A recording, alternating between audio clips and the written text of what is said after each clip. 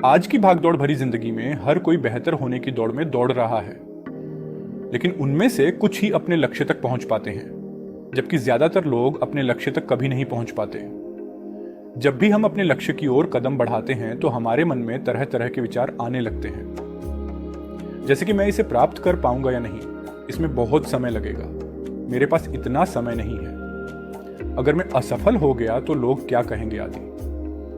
लेकिन इन सबके बीच भी सबसे बड़ा डर यही रहता है कि मैं सफल हो पाऊंगा या नहीं। इस कहानी से हम सीखेंगे कि असफलता के डर को कैसे खत्म किया जाए, और यह भी समझा जाएगा कि हमारे मन में असफलता का डर क्यों पैदा होता है, इसका कारण क्या है। आइए कहानी शुरू करते हैं। बहुत समय पहले एक बौद्ध भिक्षु एक जंगल के पास अपनी कुटिया बनाकर रहते थे। बौद्ध भिक्षु बहुत ही बुद्धिमान व्यक्ति था।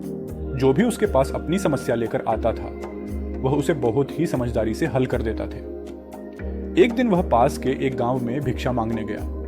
जब वह भीख मांगकर वापस लौट रहे थे तो रास्ते में एक युवक ने उन्हें रोका और कहा कि मैंने तुम्हारे बारे में सुना है, किसी भी समस्या को बहुत समझदारी से ठीक करते हो। हालांकि मुझे इस बात पर बिल्कुल भी विश्वास नहीं है कि आप मेरी जटिल समस्या का समाधान कर सकते हैं, लेकिन मैंने लोगों से आपकी बुद्धिमत्ता के कई किस्से सुने हैं, इसलिए मैं आपसे कुछ पूछना चाहता हूं।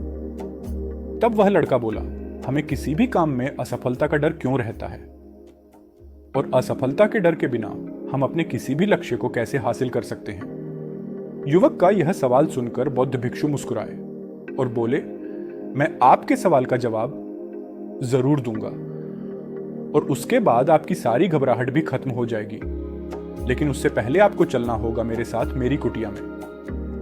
वह युवक साधु की बुद्धि की परीक्षा लेना चाहता था, इसलिए वह कुटिया में जाने के लिए तैयार हो गया। इसके बाद बौद्ध भिक्षु उस व्यक्ति को जंगल में अपनी कुटिया में ले आया, लेकिन तब तक शाम हो गई थी, इसलिए वे सो गए। अगले दिन जब वे उठे तो खाते हुए बौद्ध भिक्षु ने लड़के से कहा कि चलो मैं तुम्हें आज जंगल में घुमाता हूं, और वे दोनों जंगल में चले गए।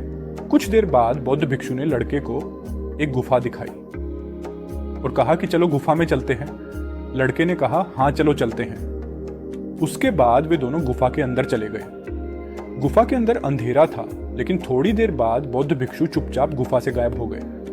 लड़के ने गुफा के अंदर से बहुत शोर मचाया, कहा, हो भिक्षु, कहाँ चले गए, मुझे जवाब क्यों नहीं दे रहे। लेकिन काफी देर तक कोई जवाब न मिलने पर वह घबरा गया और घबराकर बाहर की ओर भागा। जैसे ही वह गुफा के प्रवेश द्वार पर पहुंचा तो हैरान रह गया कि यह क्या है। किसी ने गुफा का दरवाजा बाहर से बंद कर दिया है। अब मैं कैसे बाहर निकलूं? वह उस अंधेरी गुफा में बिल्कुल अकेला था, बहुत डरा हुआ और परेशान था। वह सोचने लगा कि क्या साधु ने उसे मारने की योजना बनाई है। वह बाहर निकलने के रास्ते की तलाश में गुफा में इधर उधर घूमने लगा। वह काफी देर तक गुफा के चारों ओर घूमता रहा, लेकिन उसे बाहर निकलने का कोई रास्ता नहीं मिला। उसे बहुत प्यास और भूख लग रही थी। वह एक जगह चुपचाप बैठ गया। तभी उसने देखा कि सुरंग में सूरज की रोशनी आ रही है, लेकिन उस सुरंग तक पहुंचना बहुत मुश्किल था, क्योंकि चारों तरफ अंधेरा था और सुरंग काफी ऊंचाई पर थी। लेकिन फिर भी वह यह सब भूलकर तुरंत उठा।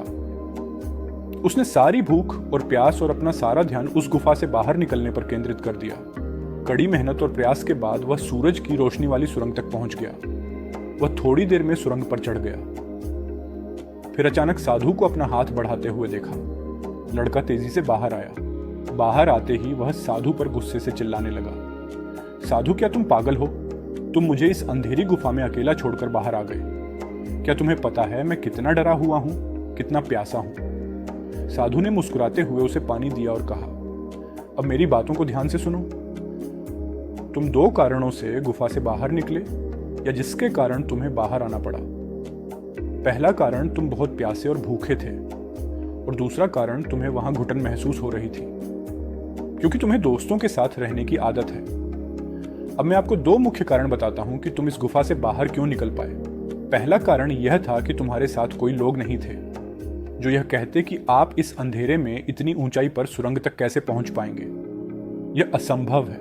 और दूसरा कारण, वहां यह कहने वाले लोग भी नहीं थे कि चलो कोई दूसरा रास्ता ढूंढो, आसान रास्ता मिल जाएगा और हम बहुत आसानी से निकल जाएंगे।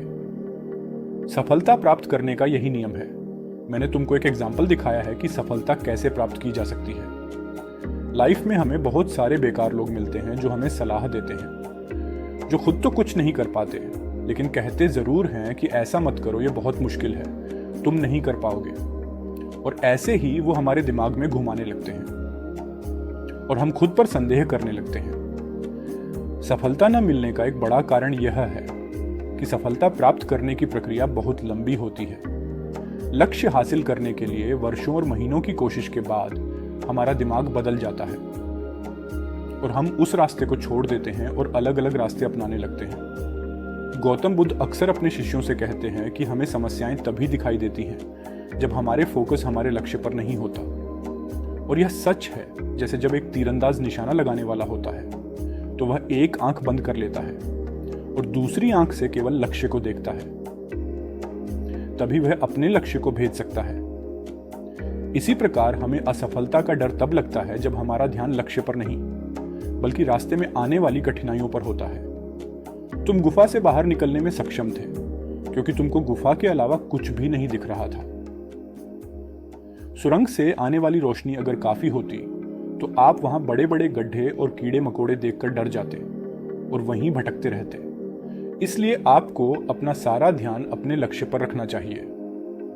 आपके आसपास क्या हो रहा है और लोग क्या कह रहे हैं, यह देखना बंद करें कि आपके दोस्त और रिश्तेदार क्या कर रहे हैं, उन्हें सफलता मिली या नहीं। ये सब देखना बंद करें और केवल अपने काम से काम रखें और फिर देखें, जब आपका समय आएगा तो लोग आपके कहने पर खड़े होकर ताली बजाएंगे। इस पर बौद्ध भिक्षु चुप हो गए। युवक ने कहा, आपने आज मेरी आंखें खोल दी। मुझे आपकी हर बात में ज्ञान नजर आता है। आप सही में बहुत बुद्धिमान हैं और इसीलिए हर कोई आपका सम्मान करता है। मैं आपसे वादा करता हूं कि आज के बाद मुझे असफलता का डर कभी नहीं सताएगा। मैं सिर्फ अपने काम पर ध्यान दूंगा और जल्द ही एक सफल इंसान बनकर दिखाऊंगा। यह कहकर लड़के ने बौद्ध भिक्षु को धन्यवाद दिया और अपने गांव वापस चला गया। आपको हमारी कहानी कैसी लगी? कृपया कमेंट बॉक्स में लिखें।